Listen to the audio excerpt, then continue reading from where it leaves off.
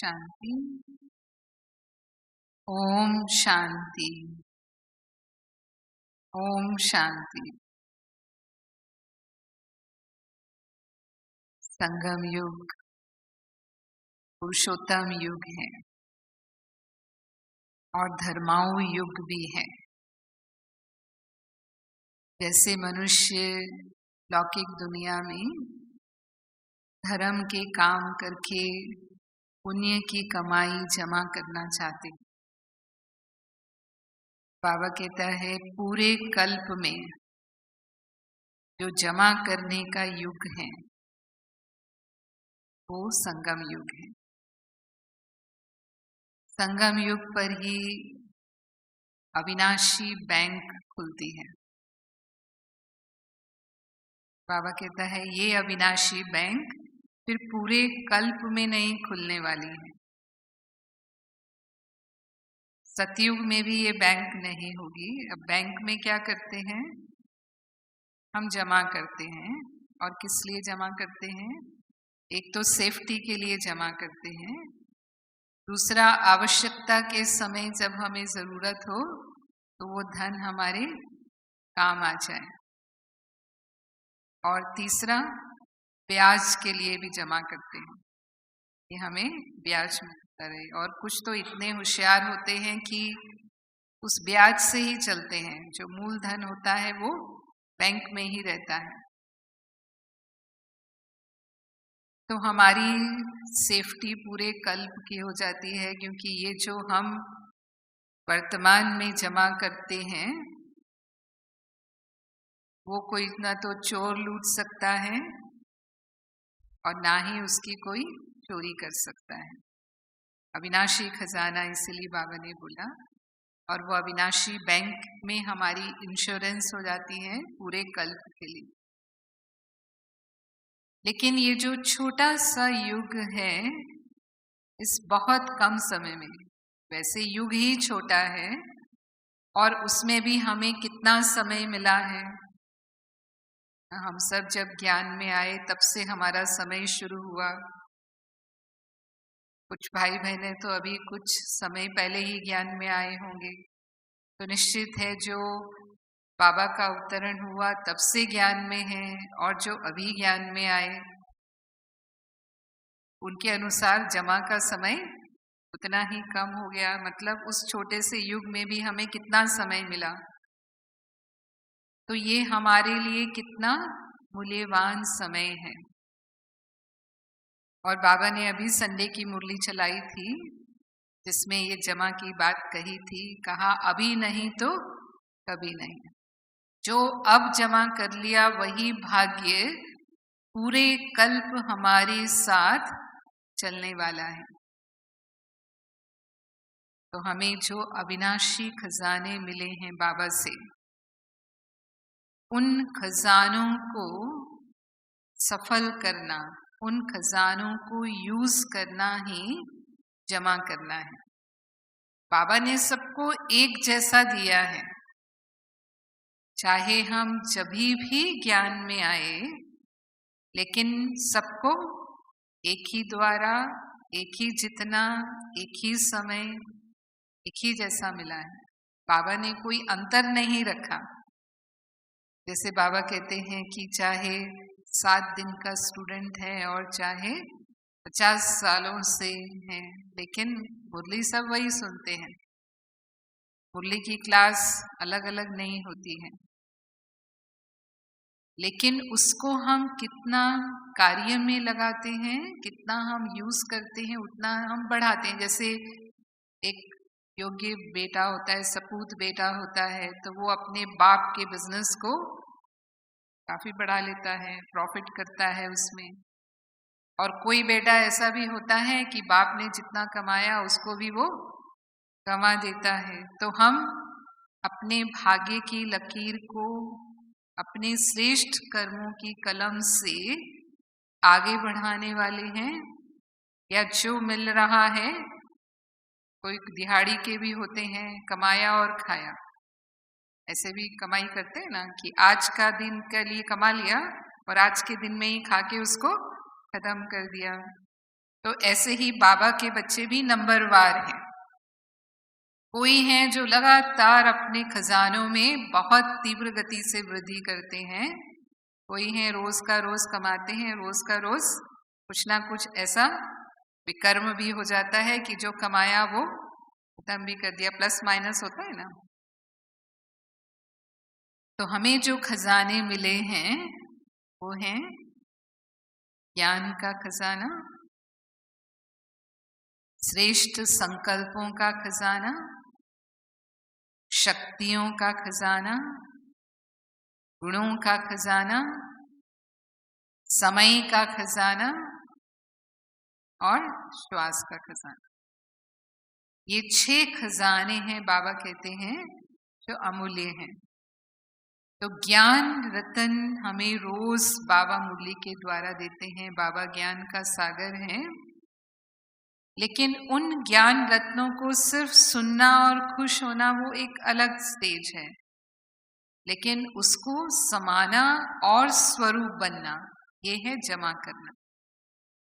समय पर वो ज्ञान शस्त्र के रूप में कार्य करे, यानी ज्ञान के हर पॉइंट के हम अनुभवी हैं। तो जब माया रूपी पेपर हमारे सामने आता है या परिस्थिति रूपी पेपर हमारे सामने आता है, तब वो ज्ञान के आधार पर हम विजयी हो जाएं, तब हम कहेंगे कि हमने क्षमा किया। तो बाबा कहता है ज्ञान का एक एक रतन की वैल्यू लाखों की है। आज की मुरली में भी था, कल की मुरली में भी बाबा ने ये बात कही थी कि एक एक रतन की वैल्यू कितनी है। तो क्या हम ज्ञान रत्नों की इतनी वैल्यू करते हैं या सिर्फ नियम निभाते हैं कि मुरली सुनना एक नियम है, सुन लिया, एक कान से सुना, जैसे कल भी बाबा ने कहा कि सुनते हैं और यहाँ से बाहर निकलते हैं तो वहीं रह जाता है, यानी दूसरे कान से बाहर निकाल दिया। तो फिर ज्ञान के संस्कार काम नहीं करते, जब समय आता है तब हमारे पुराने संस्कार ही काम करते हैं और फिर हम उस परिस्थिति में फेल हो जाते हैं। फेल हो गए तो माने हमने माइनस कर लिया उसको, क्योंकि हम इतने बड़े बिजनेसमैन हैं कि एक कदम में हम पद्मों की कमाई करते हैं। बाबा कहता है आपके जैसा बड़ा बिजनेसमैन कोई नहीं हो सकता। दुनिया में कोई बिजनेसमैन होगा, इंडस्ट्रियलिस्ट होगा, वो एक दिन में ज्यादा से ज्यादा 1 करोड़ कमा लेगा, चलो इतना बड़ा बिजनेसमैन हो सकता है। लेकिन एक कदम उठाए और पद्मों की कमाई हो जाए, ऐसी कमाई तो कोई भी नहीं कर सकता। लेकिन बाबा की श्रीमत अनुसार जो हमने कदम उठाया उस कदम में पद्मों की कमाई है, तभी हमको बाबा पद्मा पदमपति या पद्मा पदम भाग्यवान कहते हैं, रिचेस्ट इन द वर्ल्ड हैं। कई मूल्यों में बाबा कहता है कि आप हाईएस्ट, रिचेस्ट और होलीएस्ट इन द वर्ल्ड हो। तो फिर देखने में तो बहुत साधारण है, लेकिन बाबा कहता है रिचेस्ट इन द वर्ल्ड है। तो हम इतनी कमाई कर रहे हैं कि हर कदम में हमारे पद्मों की कमाई जमा हो रही है, लेकिन अगर हम यूज नहीं करते उसको तो फिर 100 गुना दंड भी है। जो कहा प्लस माइनस का हिसाब है, जमा होता है तो इतना जमा होता है, और अगर विक्रम हो गया तो फिर माइनस भी उतना ही मल्टीप्लाई होकर के होता है। एक बार एक राजा था, वो शिकार खेलने के लिए गया और शिकार खेलते खेलते कहीं भटक जाते हैं। जैसे कई बार बहुत प्यास लग रही थी उसको, लेकिन सब जो सैनिक थे साथी सब अलग हो गए, पानी ही नहीं था। तो ढूंढने लगा कि जंगल में कोई हो, तो एक झोंपड़ी दिखी, वहां गया। झोंपड़ी में तो देखा कोई गरीब रहता था वहां पर। उसने पानी के लिए कहा तो उसने उसको पानी पिलाया। उसने देखा कि उसकी दशा अच्छी नहीं है, तो राजा था, वेश बदला हुआ था, तो उसने सोचा कि इसने मुझे इस आवश्यकता के समय मदद की है, तो ज़रूर मुझे इसको कुछ देना चाहिए ताकि ये अपनी गरीबी से बाहर आ जाए। तो उसके पास एक चंदन का बगीचा था जो वहाँ नज़दीक में ही था थोड़ा। तो उसने उसको दिखाया और कहा कि ये पेड़ जो हैं आज से तुम्हारे हैं और इनसे तुम इतनी कमाई कर सकते हो कि तुम्हारी गरीबी दूर हो जाएगी। राजा चला गया उसको देकर के। अब उसको तो समझ नहीं थी कि ये चंदन के पेड़ हैं और इसकी लकड़ी इतनी वैल्यूबल होती है। उसने सोचा पेड़ ही तो हैं, लकड़ी तो मिलेगी इससे, चलो मैं लकड़ियां जंगल से चुन के लाता था, अब मेरे लिए आसान हो गया, यहीं से लकड़ियां काट करके अपना चूल्हा जलाऊं। और उसने रोज वहां से लकड़ी काट के अपना चूल्हा जलाना शुरू कर दिया। तो चंदन की लकड़ियां ही जलाता रहा, उसको पता ही नहीं था कि ये चंदन की लकड़ियां हैं। अब कुछ महीनों के बाद फिर राजा उस तरफ आया, तो उसने सोचा चलो उससे मिलते चलते हैं, अब तक तो उसकी दशा सुधर गई होगी, कमाया होगा उसने धन चंदन बेच करके। और जब देखा उसने तो देखा वही झोंपड़ी है और वही सब कुछ। तो उसने पूछा तुमने क्या किया, तुमको वो जो मैंने बगीचा दिया था? तो उसने कहा महाराज लकड़ी थी, लकड़ी काट के मैंने जलाई, मेरे लिए आसान हो गया। हाँ, मुझे वो उतनी मेहनत नहीं करनी पड़ती थी जंगल में जाकर के भी ना। तो राजा ने कहा तुमने चंदन की लकड़ियां जला दी। उसने कहा महाराज वो चंदन क्या होता है? तो राजा ने फिर उसको समझाया, क्योंकि वो तो एक आधा ही पेड़ बचा था, अब तक तो काफी जला चुका था। तो उसने कहा तुम जाकर के एक लकड़ी को लेकर के बाजार में जाओ, तब तुमको पता चलेगा। और जब उसको वो धन मिला तब उसको समझ में आया कि मैंने क्या किया। हाँ, मैंने तो पूरा ही वो चंदन का बगीचा जला दिया। तो हम भी कई बार जब ज्ञान रत्नों की वैल्यू नहीं समझते हैं तो उन्हें बहुत साधारण रीति से ले लेते हैं। ठीक है, बाबा तो रोज ही कहता है ना, आत्मा का ज्ञान तो रोज ही सुनते हैं, क्या बड़ी बात है। लेकिन समय पर मानो कोई हम पर क्रोध कर रहा है, अब ये तो साधारण सी बात है, रोज कोई ना कोई ऐसी स्थिति पैदा हो ही जाती है जब कोई हम पर गुस्सा करता है या हम किसी पर गुस्सा कर सकते हैं। तब बाबा ने जो हमें समझ दी है कि मैं शांत स्वरूप आत्मा हूँ, शांति के सागर की संतान हूँ, और अगर कोई आत्मा माया के वश है तो मुझे उसे शांति का दान देना है, शांति का सहयोग देना है। हम शांति देवा है, हमें सहन शक्ति का प्रयोग करना है। अगर समय पर हमने उसे यूज नहीं किया तो हम क्या करने वाले हैं, उसी के साथ गुस्सा ही करने वाले हैं। तो उस परिस्थिति में हम क्या हो गए, पास हुए, फेल हुए? कुछ लोग कहते हैं कि इसने झूठ बोला ना तो मैंने गुस्सा किया, मतलब उसने ऐसा किया ना तब मैंने ऐसा किया। तो अगर उसने झूठ बोला और हमने गुस्सा किया तो झूठ बोलने वाला तो गलत है, लेकिन गुस्सा करने वाला तो दोनों ही फेल हो गए। तो ज्ञान के रत्नों को प्रयोग करना, जो खजाना बाबा ने हमें दिया है, इसीलिए बाबा विचार सागर मंथन की बात हमें कहते हैं कि हम समय पर अगर रोज हमने उन ज्ञान के रत्नों को मनन किया है तो फिर वो जरूर शस्त्र काम में आएगा। जैसे एक सैनिक होता है, वो रोज अपने शस्त्रों का अभ्यास करता है, तब समय पर वो निशाना लगा पाता है। अगर वो एक दिन भी अभ्यास नहीं करे तो फिर सही समय पर वो लक्ष्य को भेद नहीं सकता है और दुश्मन उस पर विजयी हो जाएगा।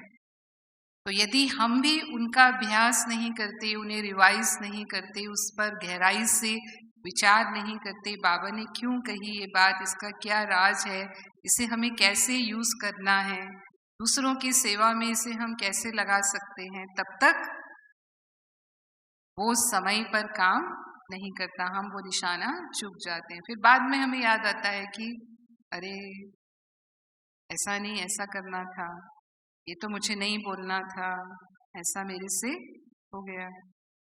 फिर दूसरा, श्रेष्ठ संकल्पों के खजाने का आधार भी ज्ञान है। जितना ज्ञान का मनन चिंतन है वो शुभ चिंतन है, वो श्रेष्ठ चिंतन है। नहीं तो सांसारिक चिंतन चलता है, दोनों में से कोई ना कोई चिंतन तो चलेगा, क्योंकि मन खाली तो नहीं रह सकता कभी भी। तो या तो ज्ञान का चिंतन होगा मन में, या फिर इसकी उसकी बातों का चिंतन होगा। अगर हम ये संकल्प करते हैं कि मैं आत्मा हूँ और मैं शुद्ध पवित्र आत्मा हूँ, मैं शांत स्वरूप आत्मा हूँ, तो ये श्रेष्ठ संकल्प है। मैं ईश्वरीय संतान हूँ और मैं परमात्मा के वर्षे के अधिकारी हूँ, मास्टर सर्वशक्तिवान हूँ। जो भी सोमान की स्मृतियाँ बाबा ने हमें दिलाई हैं, जो भी अलौकिक स्मृतियाँ दिलाई हैं, जिसे हम कहेंगे कि हम भूले हुए थे, लेकिन बाबा ने हमें याद दिलाया कि मैं पूज्य आत्मा हूँ, मैं देवात्मा हूँ, हम ही वो थे, हम सो हम, जो बाबा ने हमें याद दिलाया, वो संकल्पों में रहना और अनुभव करना, वो है श्रेष्ठ संकल्प के खाते को जमा करना। और जब श्रेष्ठ चिंतन का खाता हमारा होता है, तब फिर हम मनसा सेवा भी कर पाते हैं। यानी वो शुभ भावना, शुभ कामना की शक्ति, वो बाबा ने कहा कि रॉकेट से भी तेज गति से काम करती, वो वायरलेस सेट की तरह काम करती है, कि हम किसी भी आत्मा को जो सहयोग देना चाहें, वो दुनिया के किसी भी कोने में है, वो दे सकते हैं। और श्रेष्ठ संकल्पों से ही हम स्वयं के प्रति सुख शांति का अनुभव करते हैं और अन्य आत्माओं को भी हम सुख शांति का अनुभव कराते हैं। फिर तीसरा खजाना है शक्तियों का खजाना। शक्तियों का खजाना जमा करना माना जो शक्तियां बाबा से मिली हैं उन्हें समय पर यूज करना। अगर हमें सहन शक्ति की जरूरत है तो हमारी सहन शक्ति कार्य करे। अगर हमें समाने की आवश्यकता है तो समाने की शक्ति कार्य करे। परखने की शक्ति यानी माया के रॉयल सूक्ष्म रूपों को भी हम परख सकें, तभी हम उन पर विजयी हो पाएंगे। समय पर सहयोग देना, समेटने की शक्ति या शांति की शक्ति, ये शक्तियां हमारी कार्य करें। ऐसे नहीं कि 10 बार तो मैंने सहन किया, लेकिन कब तक सहन करूं, है ना। हम एक सीमा तय कर लेते हैं कि बस अब इससे ज्यादा मेरे से सहन नहीं होता, तो 11वीं बार फिर हम जो 10 बार का भी सहन किया हुआ था वो सब मिला करके इकट्ठा हिसाब पूरा कर लेते हैं। ये हुआ था तब, ये हुआ था तब, ये हुआ था। तो बाबा ने कहा कि जितना जमा किया, सहन किया, बाबा की आज्ञा का पालन किया, वो तो कमाल थी, लेकिन फिर बाद में क्या किया, कमाल को धमाल में अगर बदल दिया तो सारा जो कमाई थी वो पूरी कमाई खत्म हो। और सहन करना तभी होता है जब कोई विपरीत स्थिति पैदा हो रही है, कोई मेरा अपमान कर रहा है, कोई मेरे से बुरा व्यवहार कर रहा है, या कोई हमसे कहेंगे झूठ बोल रहा है, या जो भी इस तरह के व्यवहार होते हैं जो हमें पसंद नहीं है, उस समय ही हमें सहन करना होता है, उस समय ही हमें धीरज रखना होता है। और वो सहन कर लिया हमने, तो फिर हमने अपना ही जमा नहीं किया, दूसरी आत्मा को भी हमने सहयोग दिया, उसके जीवन में भी परिवर्तन आता है। जो रहम भाव हम रखते हैं, क्षमा भाव हम रखते हैं, क्योंकि क्रोध नहीं किया तो इसका मतलब हमने उसको क्षमा किया। एक बार ऐसे ही मदर टेरेसा किसी इंडस्ट्रियलिस्ट के पास गई। उनको अपने ट्रस्ट के लिए, वो कोड़ियों के लिए एक ट्रस्ट चलाते थे, तो उनको अपने ट्रस्ट के लिए कुछ मदद चाहिए थी, तो उस मदद के भाव से गए थे, लेकिन उनका विचार मदर टेरेसा के प्रति इतना अच्छा नहीं था। तो जैसे ही उन्होंने समझा कि ये किस इंटेंशन से आई है मेरे पास, तुरंत उन्होंने उनको सुनाना शुरू कर दिया तो वो चुपचाप सुनती रही, कुछ नहीं कहा उन्होंने। और जब वो शांत हुए तो मदर टेरेसा ने बहुत प्यार से उनको कहा कि ये तो आपने मुझे दिया है, आप मेरे मरीजों के लिए क्या दे रहे हैं। तो वो जो इंडस्ट्रियलिस्ट था, ये बात उनको इतनी दिल को छू गई कि उसका दिल बदल गया। उसने कहा मैंने इतना अपमान किया इनको, इसको उसकी कोई परवाह नहीं है, इनको परवाह अभी भी अपने मरीजों की है। और फिर उनको जो सहयोग चाहिए था वो उन्होंने उनको सहयोग दिया। तो कैसे परिवर्तन हुआ? कैसे परिवर्तन हुआ? जब उन्होंने सहन कर लिया, उसकी सहन शक्ति से वो प्रभावित हुए। ऐसे ही एक भाई एक बार यहाँ पर कोई संत आए थे, तो वो संत अपना क्लास में अनुभव सुना रहे थे। तो उन्होंने कहा कि आज मैं इस मंच पर बैठा हूँ उसके निमित्त जो भाई उनको गाइड बनकर लाए थे, बोला ये है, हम सभी सेवा करते हैं और सेवा करके कोई ना कोई ऐसी विशेष आत्माओं को बाबा के घर में लेकर के आते हैं। तो उसने कहा मैं आना नहीं चाहता था, ब्रह्मा कुमारी के प्रति मेरे विचार कोई अच्छे नहीं थे, और जब भी ये भाई मुझे निमंत्रण देने आते थे तो मैं उनसे मिलना नहीं चाहता था। तो मैं किसी भी तरह से उनकी उपेक्षा करता था कि ये चले जाएं, जैसे बहुत इंतज़ार करवाना, बहुत इंतज़ार के बाद टाइम देना। तो बोला ये बैठे रहते थे, माना इतना धैर्य मैंने देखा इनके अंदर कि कितना भी मैंने इंतज़ार करवाया बैठे रहेंगे। फिर कई बार मैं ऐसी वैसी बातें भी इनको बोल देता था तो भी ये उसको मन पे नहीं लेते थे और हमेशा मुस्कुराते हुए मिलना। कैसा भी मैंने इनसे व्यवहार किया, ये हमेशा मुस्कुरा के मिलते थे। कितनी बार मना किया, लेकिन हर बार जब प्रोग्राम होता था तब ये निमंत्रण देने आ जाते थे। तो बोला जब ये मैंने देखा तो मैं बहुत प्रभावित हुआ कि कुछ तो है, माना इतना धैर्य, इतनी शांति और हमेशा मुस्कुराहट बनाए रखना, कोई तो पावर है, जरूर वहां कुछ ऐसा है, मुझे चलकर देखना चाहिए। और बोला इसीलिए मैं फिर यहाँ मधुबन में आया हूँ, और अब मैं सोचता हूँ कि क्यों नहीं मैं पहली बार ही इनके कहने पर यहाँ आ गया। जो स्थान मैंने देखा और जो अनुभव किया, तो किसने प्रभावित किया? कौन सी शक्ति ने प्रभावित किया? सहन करने की शक्ति। पर कई बार हम थोड़े से में ही हार जाते हैं, और जब हार जाते हैं तो फिर बाबा की श्रीमत के अनुसार जो हमारा जमा होना चाहिए वो फिर नहीं होता है। तो सभी शक्तियां समय पर हम यूज करें। अब निर्णय शक्ति को जिस समय हमें यूज करना है उस समय हम सही निर्णय नहीं ले पाए, फिर बाद में सोचते हैं अरे उस समय मैंने ऐसे नहीं ऐसे करना था, वो समय तो हाथ से चला गया। फिर हम पश्चाताप करते हैं क्योंकि हमें उतनी सफलता नहीं मिलती क्योंकि हम सही निर्णय नहीं ले पाए। तो शक्तियों का खजाना समय पर यूज करें, और वो तब हम यूज कर पाएंगे जब बाबा से हमारा कनेक्शन क्लियर होगा, जब हमारी योग की स्थिति पावरफुल रहेगी, क्योंकि शक्तियां तो हमें बाबा से ही मिलती हैं।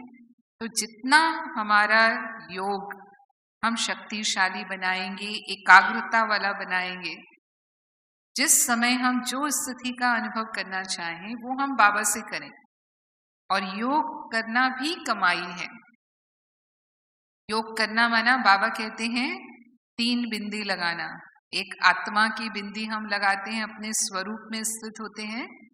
दूसरा हम शिव बाबा बिंदी हैं, उसको बिंदी बनकर बिंदी बाप को याद करते हैं। और तीसरा हम रामा की भी बिंदी लगा पाते हैं क्योंकि वो पावर हमारे अंदर आ जाती है। तो उस कमाई में भी ऐसा होता है कि एक के पीछे जितनी बिंदी लगाते जाएंगे उतना वो कमाई मल्टीप्लाई होती जाएगी। 1 के आगे 0 लगाएंगे तो 10, और 10 के आगे 0 लगाएंगे तो 100, और 100 के आगे 0 लगाएंगे तो 1000, और 0 लगाएंगे तो ऐसे ही बाबा कहता है कि जितना बिंदी स्वरूप को याद करते रहेंगे बिंदी बन के, उतना ही जमा के खाते में भी हमारी बिंदियां बढ़ती जाएंगी। फिर गुणों का खजाना जो बाबा ने हमें दिया है, सर्व गुण संपन्न हमें बनना है संगम युग पर। जितना हम गुणों को व्यवहार में प्रयोग करते हैं उतना हम भी संतुष्ट रहते हैं और दूसरों को भी हम संतुष्ट करते हैं, और संतुष्टता से दुआएं मिलती हैं। जब हम दूसरों को संतुष्ट करते हैं, सुख देते हैं, गुणवान व्यक्ति ही सुख देता है। जैसे कल की मुरली में बाबा ने क्या कहा, मधुरता ही महानता है। अगर मधुरता का गुण है तभी लोगों को हमसे महानता का अनुभव होता है। और संपर्क, संबंध, व्यवहार में ज्यादा जो प्रयोग होता है गुण वाणी में, मधुरता जितनी है। अगर हमारे बोल ऐसे निकल जाते हैं, जैसे अभी अभी हमने बात की, किसी को दुख देने वाले बोल निकल जाते हैं, अपशब्द हमारे मुंह से निकल जाते हैं। कई माताएं बच्चों को बहुत साधारण भाषा में बात करती हैं, माता पिता भी, कि ये तो पागल है, ये गधा है, ये कभी नहीं सुधरने वाला है। हम सोचते हैं कि घर परिवार में रहते हैं, बच्चे ऐसे करते हैं तो ऐसा तो बोलेंगे ही ना। लेकिन बाबा कहते हैं ब्राह्मण आत्माएं ऐसे साधारण शब्द भी, जिसे बाबा कहते हैं श्राप देने वाले शब्द हो गए, ऐसे शब्द भी किसी को नहीं बोल सकती। क्योंकि हम बाबा के बच्चे जो हैं, जैसे बाबा कहते हैं आपके वचन आशीर्वचन होने चाहिए, जिसको सत्य वचन महाराज कहते हैं, यानी वाणी पर भी हमारा इतना कंट्रोल हो। तो जितने गुण व्यवहार में आते जाते हैं उतना हम जमा करते हैं, क्योंकि गुणों से हम सबको सुख देते हैं, गुणों से हम संतुष्ट करते हैं। सुख देना है, सुख लेना है, दुआएं देनी है और दुआएं देनी है। तो जितना दुआओं का खाता होता है हमारा, दुआओं के खाते के लिए बाबा कहता है कि ये रॉकेट से भी तेज, जो साइंस का रॉकेट होता है उससे भी तेज रॉकेट का काम दुआएं करती हैं, हमें उड़ती कला में ले जाती हैं। पुरुषार्थ में हमें मेहनत का अनुभव नहीं होता है, हमें बहुत सहज मार्ग महसूस होता है अगर हम दुआओं की शक्ति जमा करते हैं। और दुआएं विघ्न प्रूफ बनाती हैं, कोई विघ्न छू भी नहीं सकता। और दुआएं ही पुण्य का खाता भी बढ़ाने वाली हैं। पुण्य किसे कहते हैं? दुनिया में भी लोग पुण्य को महत्व देते हैं कि जिसको जो आवश्यकता है वो सहयोग करना पुण्य माना जाता है। दुनिया में स्थूल वस्तुओं का दान करके पुण्य कमाते हैं, अन्न दान करेंगे, वस्त्र दान करेंगे, रक्त दान करेंगे, नेत्र दान करेंगे, और भी कई प्रकार के दान करते हैं, या धर्मशाला बनाते हैं, हॉस्पिटल बनाते हैं, धन दान। तो यहाँ पर हमें स्थूल दान की बात बाबा नहीं कहता है कि हम वो सब करें और फिर हम पुण्य कमाएं, बल्कि वो तो दान के लिए बाबा कहता है अगर वो पात्र नहीं है जिसको हमने दान किया, तो और ही उसने जो हमने जो दान दिया उससे अगर उसने कोई गलत कर्म कर लिया तो उसका भी खाता, उसके भी कर्म का हिसाब किताब, उसके भागीदार हम हो जाएंगे। लेकिन आवश्यकता के समय जिस आत्मा को जो सहयोग चाहिए, चाहे वो लौकिक परिवार में है चाहे वो अलौकिक परिवार में है, उसको हमने सहयोग दिया, सुख दिया, वो पुण्य हमारा जमा होता है और उसकी हमें दुआएं मिलती। तो हमें तन, मन, धन और समय, इन चारों को, क्योंकि समय भी एक खजाना है, इन चारों को हम जितना सफल करते हैं, जैसे और सब खजाने की बात कही, उसके साथ साथ तन द्वारा हम सेवा करते हैं, बाबा की सेवा करते हैं, तो सेवा भी जमा करने का आधार है। तो शरीर के द्वारा जितना हम बाबा के यज्ञ में, हम सेवा केंद्रों पर जाते हैं तो वहाँ जो सेवा के अवसर मिलते हैं हमें, वो सेवा करें। मनसा वाचा कर्मणा, तीनों तरह से हम सेवा करते हैं। तो ज्यादा हमें कर्मणा का चांस मिलता है, कोई वाचा सेवा भी कर लेते हैं, पर अगर वाचा कर्मणा का चांस नहीं है तो मनसा सेवा या स्व की सेवा तो हम हमेशा ही कर सकते हैं। तो बाबा कहते हैं कि अगर किसी ना किसी रूप में हम अपने को सेवा में व्यस्त रखते हैं, जो चांस जब मिले वो तो चांस की बात है, लेकिन जब चांस नहीं मिलता है तो मनसा सेवा और स्व को संपन्न बनाने की सेवा, यानी जिन ज्ञान की बातों के हम अनुभवी नहीं हैं अभी तक, उसके अनुभव करने के प्रयास करना, उसके चिंतन में रहना, जैसे क्लास सुनना है, मुरली सुनना है या मुरली पढ़ना है, तो इस तरह से वो भी हमारा जमा होता है, क्योंकि उस समय भी हम वो श्रेष्ठ संकल्प के खजाने को भी तो जमा कर रहे हैं। और अगर हमने तन को सफल किया, सेवा में लगाते रहे, तो फिर सदा ही बाबा कहते हैं 21 जन्मों तक स्वस्थ निरोगी तन हमें मिलने वाला है। और इस समय में भी अगर हम तन का हिसाब किताब भी चुकतू कर रहे हैं, तो भी आत्मा स्वस्थ होने के कारण चेहरे और चलन के द्वारा, यानी चेहरे पर जो वो शांति और सुख का अनुभव होगा, जो भी संपर्क वाली आत्माएं हैं वो अनुभव करेंगी कि ये तो जैसे वंडरफुल पेशेंट है। हाँ, इनको देखकर लगता ही नहीं है कि इनको कोई बीमारी है, और वो चेहरे के द्वारा उन आत्माओं के दुख को दूर करने के निमित्त बन जाएंगे, उनको हिम्मत देने के निमित्त बन जाएंगी। जैसे हम अपनी दादियों को देखते हैं, कभी भी उन्हें अस्पताल में रखना पड़ा है, जैसे बड़ी दादी जी के साथ, दादी प्रकाश मणि जी के साथ काफी समय रहने का हमें सौभाग्य मिला है, तो हम देखते थे कि जब भी दादी जी को डॉक्टर मिलने के लिए आते थे, तो दादी कभी ये नहीं कहेंगे कि मुझे ये दर्द है, मुझे ये तकलीफ है। आगे से डॉक्टर से पूछेंगे, डॉक्टर आप कैसे हैं? तो वो डॉक्टर को वंडर होता था कि ये कैसा पेशेंट है। जिस पेशेंट के पास जाते हैं वो तो शुरू हो जाते हैं, ये तकलीफ है, ये तकलीफ है, और ये पेशेंट जो है वो मेरे से पूछता है कि डॉक्टर आप कैसे हैं। तो कभी भी मतलब डॉक्टर को खुद देख करके पता लगाना होता था कि दादी को क्या तकलीफ है, वो अपनी चेकिंग्स के द्वारा पता लगाते थे।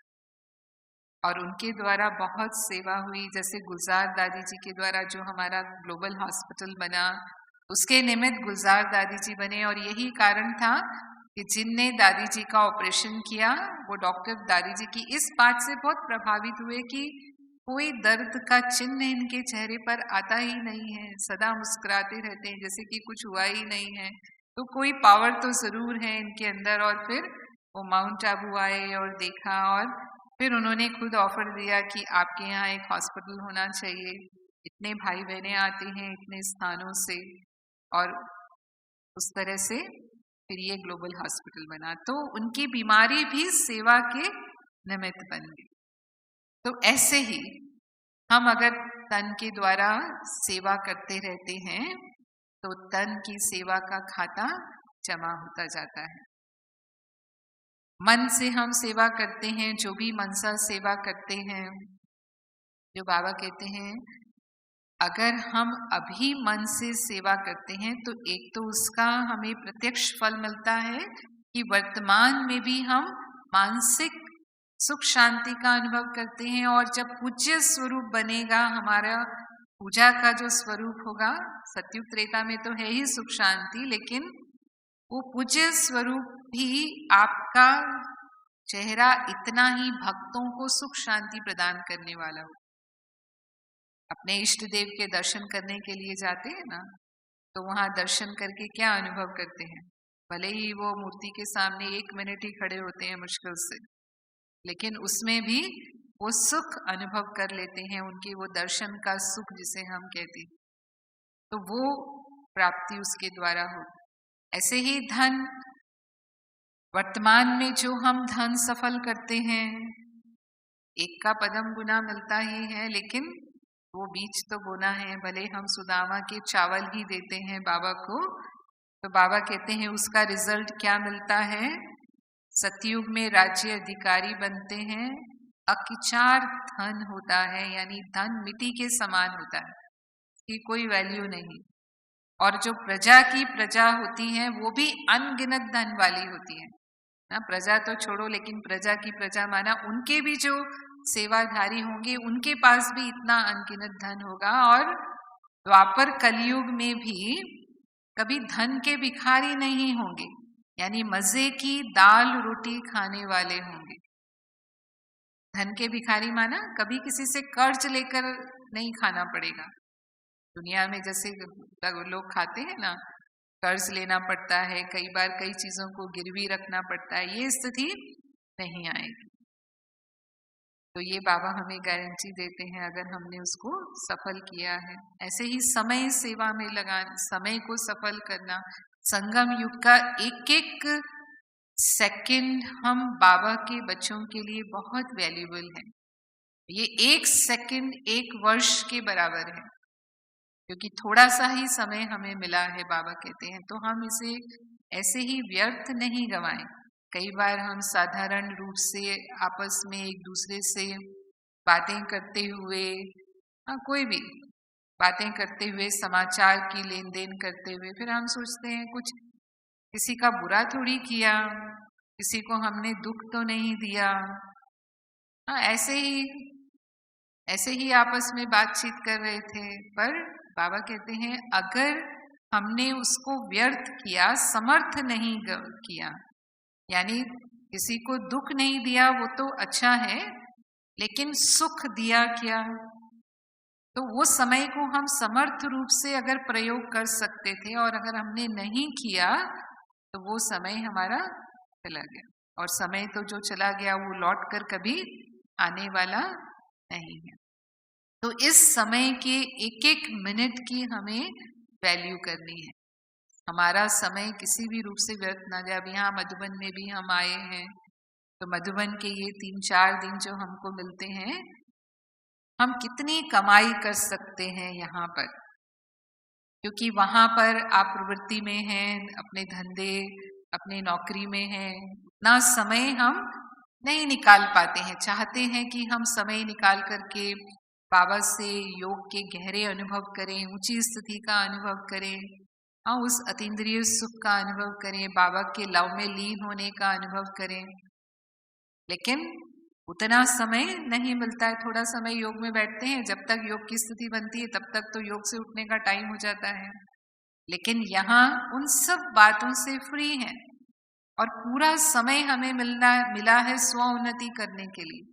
पूरा समय हमें मिला है, हम जो अनुभव करना चाहें बाबा से कर सकते हैं। ये बाबा की वरदान भूमि है, कर्म भूमि है, संगठन का भी सहयोग है, स्थान का भी सहयोग है। और अगर हमने इसका पूरा लाभ नहीं लिया, यहाँ आकर के भी कई बार हम समय यूं ही गवा देते हैं। आपस में एक दूसरे से मिलते हैं, बेहद का परिवार मिलता है, तो दूसरे एक दूसरे से मिलने में, कई लोगों को घूमने का शौक होता है तो घूमने में, कई लोगों को बाजार जाने का शौक होता है, तो यहाँ भी क्या करते हैं, बाजार में जाके खरीदारी करके अपने समय को बिताते रहते हैं। तो ये काम तो हम कर ही रहे हैं ना। यहाँ 4 दिन हम किस लिए आए हैं, तो हम जिस लक्ष्य से आए हैं वो पूरा, जैसे आत्मा रूपी बैटरी को चार्ज करने की बात बाबा कहता है, हमारी बैटरी फुल चार्ज हो जाए, जो पूरे साल हम यहाँ से जाएं तो वो फुल बैटरी हमारे लिए काम करती रहे, वो शक्तियां सहज ही हमारे जीवन में हम यूज करते रहेंगे। तो समय को सफल करना है, समय को महत्व देना है कि ये समय एक बार हाथ से चला गया, जैसे कहा अभी नहीं तो फिर कभी नहीं। तो जो भी हमारा जमा का खाता है उसकी रोज हमें चेकिंग करनी है। अपनी दिनचर्या में अमृत वेले से रात तक हम देखें कि बाबा की श्रीमत प्रमाण, जो बाबा ने कहा कैसे उठना है, कैसे बैठना है, कैसे भोजन करना है, कैसे कर्म करना है, अगर हम निमित्त भाव से करते हैं। आज का सोमान क्या था? आज का सोमान क्या था? निमित्त और निर्माण और ट्रस्टी बनो। तो यदि हम वो ट्रस्टी भाव से रहते हैं, निमित्त निर्माण भाव से करते हैं, तब हमारे कर्म में फुल जमा होता है। अगर कहीं भी मैंपन मेरापन है, मैंपन मेरापन आ जाता है, थोड़ा भी देह अभिमान आ जाता है, तो मैं आना कोई बड़ी बात नहीं है, क्योंकि मैं के तो हम इतने जन्मों के अभ्यासी हैं। सूक्ष्म अहम भाव, फिर उससे वहम पैदा होता है, गलत फहमियां पैदा होती हैं, तो जो हम कर रहे हैं वो हमारा जमा नहीं होता है। अगर मेरापन आया, मेरी सेवा है, मेरी जिम्मेवारी है, कहाँ भी है, मेरा परिवार, मेरे बच्चे, मेरा पति, मेरा पोता, जो भी मोह की बातें हैं, समझो मेरे से संबंधित, मेरा स्वभाव, मेरा संस्कार, मेरा भाई, मेरी बहन, जो भी, अगर हम मेरा मेरा में भी चले गए कर्म करते हुए, तो भी हमारा वो जमा नहीं होगा। भले हम कर सेवा ही रहे हैं, लेकिन भाव उसमें जो बाबा ने कहा, जो विधि बाबा ने बताई है, उस विधि पूर्वक हम कर रहे हैं, तो हम 100% जमा कर रहे हैं। लेकिन उसमें अगर देहाभिमान का भाव या कोई ना कोई विकार आ गया, कहीं ना कहीं लगाव का संस्कार आ गया, या जो भी बाबा कहता है हम प्रभावित हो गए किसी से, तो वो फिर हमारा जमा नहीं होता, बल्कि माइनस होता है। जितना हम निर्विघ्न होकर के सेवा करते हैं, कर्म करते हैं, अगर विघ्न आते हैं, कोई भी हमने सेवा की और उसमें हमारा किसी से कोई टकराव हो गया या कोई ऐसी परिस्थिति पैदा हो गई, तो फिर विघ्न वाली सेवा भी हमारा फूल खाता जमा नहीं करती, लेकिन निर्विघ्न सेवा से हमारा पूरा जमा होता है। और निरंतर में बाबा हमेशा कहता है कि हम प्रयास करें कि निरंतर योगी और निरंतर सेवाधारी रहे, तो किसी ना किसी रूप में हमारा याद बाबा के साथ कोई ना कोई संबंध अनुभव करते हुए पूरा दिन याद चलती रहे। तो इसीलिए कहा अमृत वेले से रात तक जो आप बाबा ने विधियां बताई हैं, वो हमें निरंतर योगी और निरंतर सेवाधारी बनाने वाली है, कि अमृत वेले हमें कैसे उठना है, कैसे याद में बैठना है। नहीं तो याद में कैसे बैठते हैं, फिर वही नियम निभाते हैं, योग में बैठ जाते हैं कई भाई बहनें, सभी तो नहीं, लेकिन किसी किसी के साथ ऐसा होता है कि बैठे हैं लेकिन सीधा परम धाम में पहुंच जाते हैं। परम धाम में पहुंचते तो हैं, वो तो है, लेकिन सोते भी इतनी अच्छी तरह हैं कि कईयों का मुंह भी खुल जाता है कि बाबा जैसे मुंह में टोली डालने वाला है, इस तरह से योग लगाते हैं। तो ये विधि नहीं है बाबा को याद करने की। अगर हम शांति के बजाय सीधा पूरी शांति में चले गए, तो फिर हमने जमा नहीं किया। अमृत वेले हमने पावरफुल बाबा को याद किया, बाबा से वरदान लिए, बाबा के उस स्नेह को अनुभव किया, उन संबंधों को अनुभव किया, तो हमने 100% जमा किया अपनी कमाई को। और अमृत वेले की कमाई ही हम बाबा के बच्चों के लिए विशेष कमाई है, तो उसमें अलबेले होकर के नहीं बैठना है। जो भी तरीका हमें अपनाना पड़े, लेकिन अलर्ट होकर के बिल्कुल एक्यूरेट विधि से हमें बाबा को याद करना है। सही रात को सोने से पहले सारे दिन का अपना खाता चेक करें, तो हमें समझ में आ जाएगा कि सारे दिन में कहाँ कहाँ हमारा प्लस हुआ और कहाँ कहाँ माइनस हुआ है। और बाबा हमें ये भी अटेंशन दिलवाते हैं कि अंत समय आप आत्माओं के सामने ही जो दुनिया की आत्माएं हैं वो भिखारी बनकर के खड़ी होंगी, क्योंकि उन्हें समझ में आ जाएगा, उस समय बाबा प्रत्यक्ष हो जाएगा कि भगवान आया और हम उनकी प्राप्तियों से वंचित रह गए।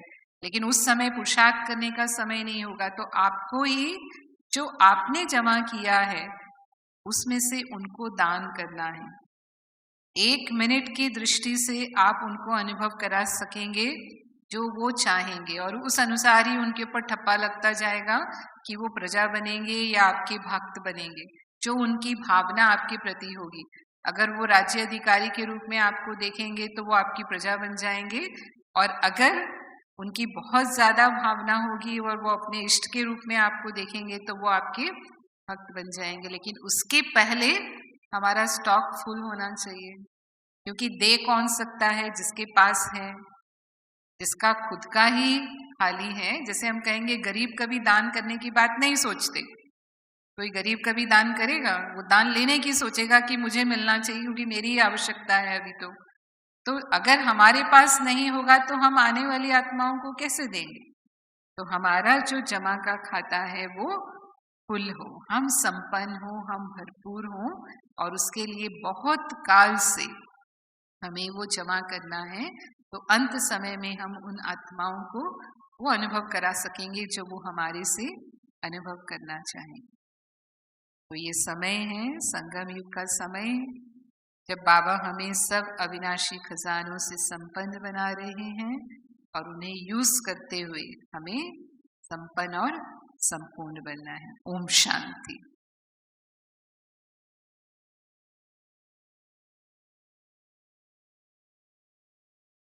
लाइट के कार्ब में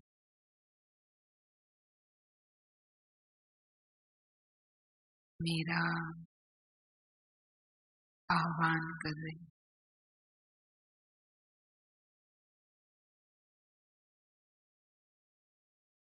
मैं स्वयं भी लाइट के शरीर में हूँ।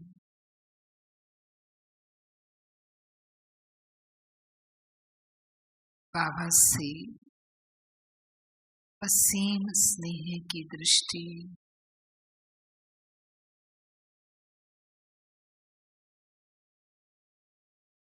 मुझ आत्मा को मिल रही है।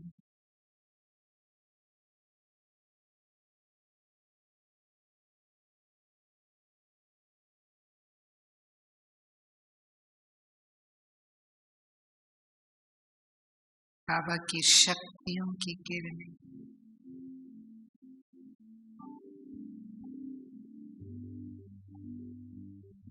मुझ आत्मा को शक्तिशाली बना रही है।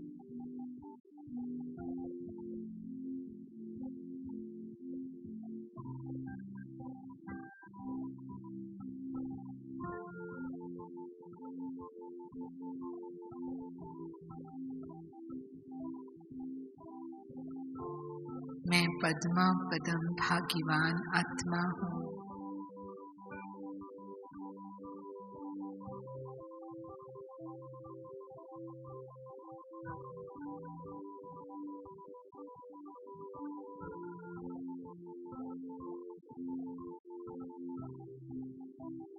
स्वयं भाग्य विधाता मेरा भाग्य बना रहे हैं।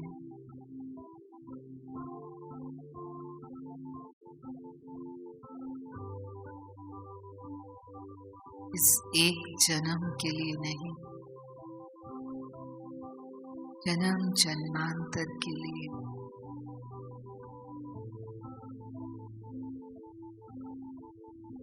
पूरे कल्प के लिए।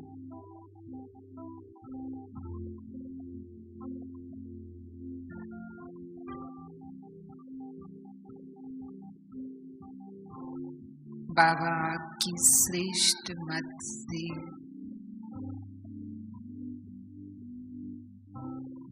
श्रीमत से मैं आत्मा पूरे कल्प की कमाई कर रही।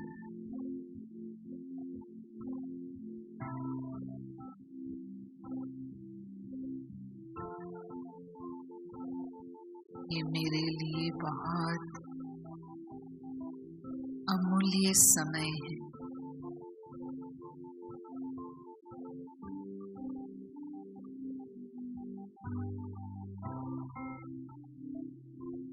पुरुषोत्तम संगम युग मुझ आत्मा को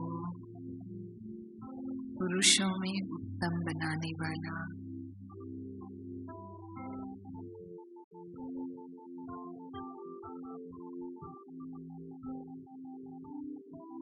दिव्य बनाने वाला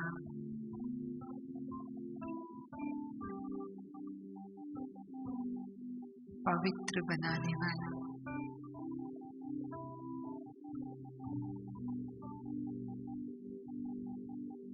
समय है।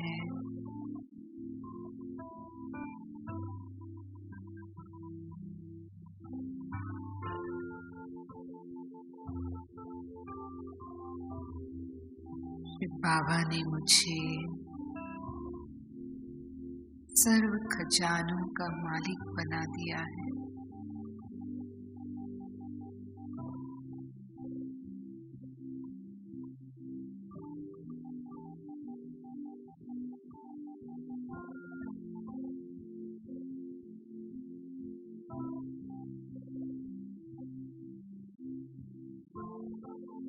तीनों लोकों, तीनों कालों का ज्ञान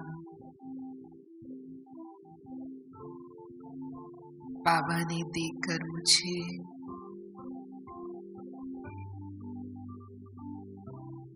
त्रिकालदर्शी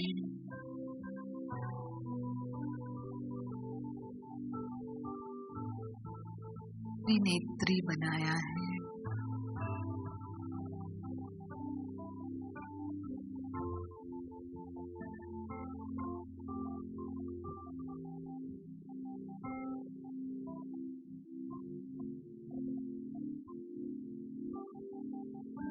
मैं आत्मा सतयुग के आदि में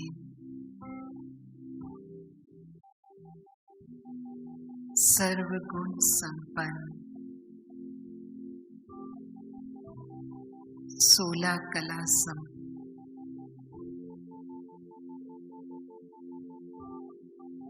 संपूर्ण निर्विकारी थी।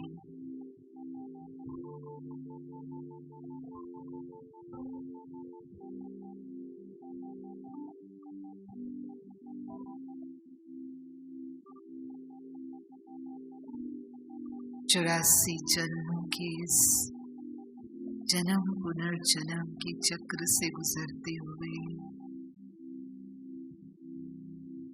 वर्तमान में पतित विकारी बन गई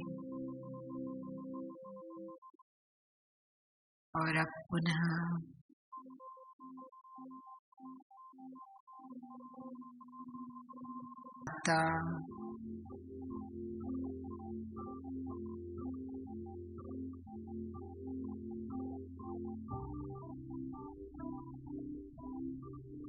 ये मुझ आत्मा के अनादि संस्कार है।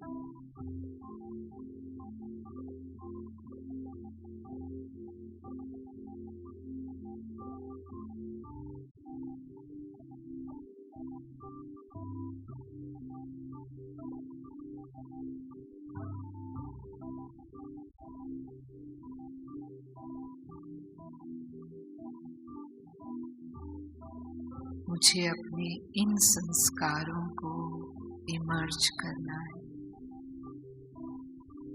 माया के संस्कारों को विदाई देनी।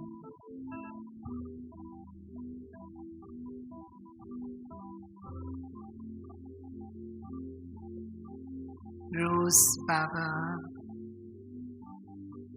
मुरली में मुझ आत्मा के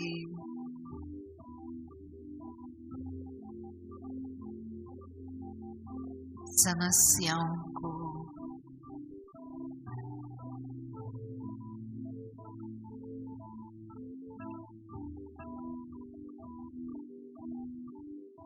हल करने की विधि देते हैं।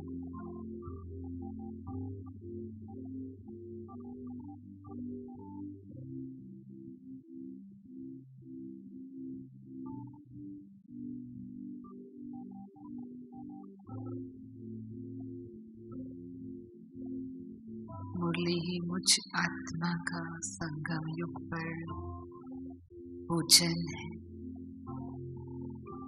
जो मुझे शक्तिशाली बनाती है।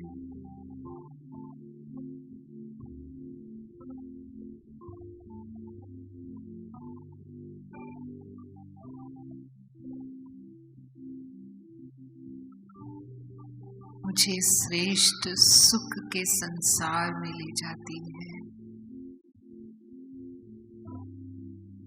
अतीन्द्रिय सुख के झूले में झुलाती है।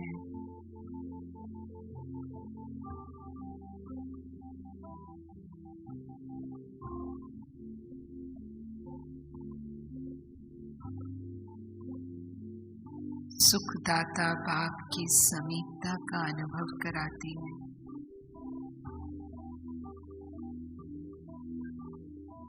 बाबा के स्नेह का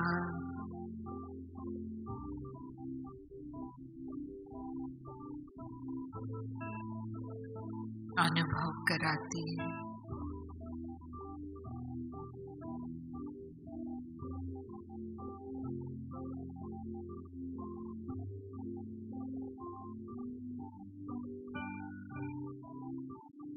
मैं स्वयं को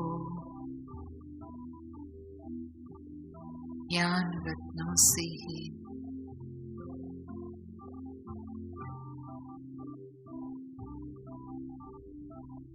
श्रृंगार करूंगी।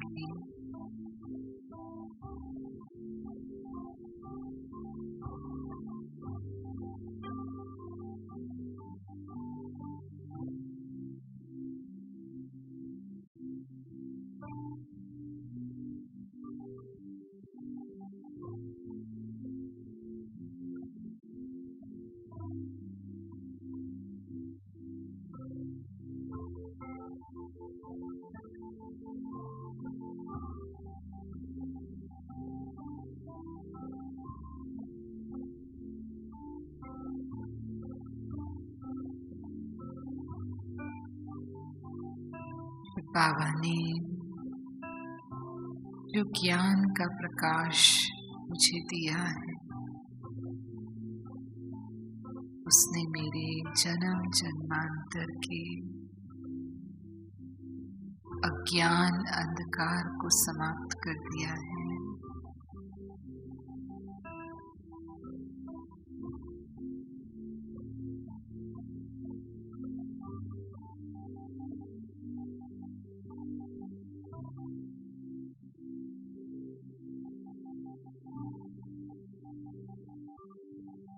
मैं खुश नसीब हूँ।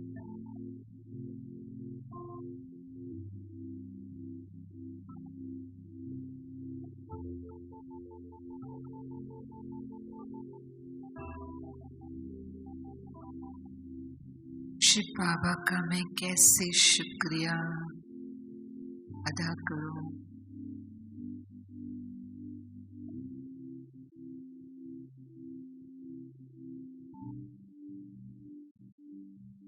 इसने मुझे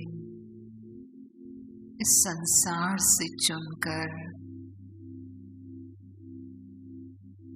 ईश्वरीय परिवार में लाया है।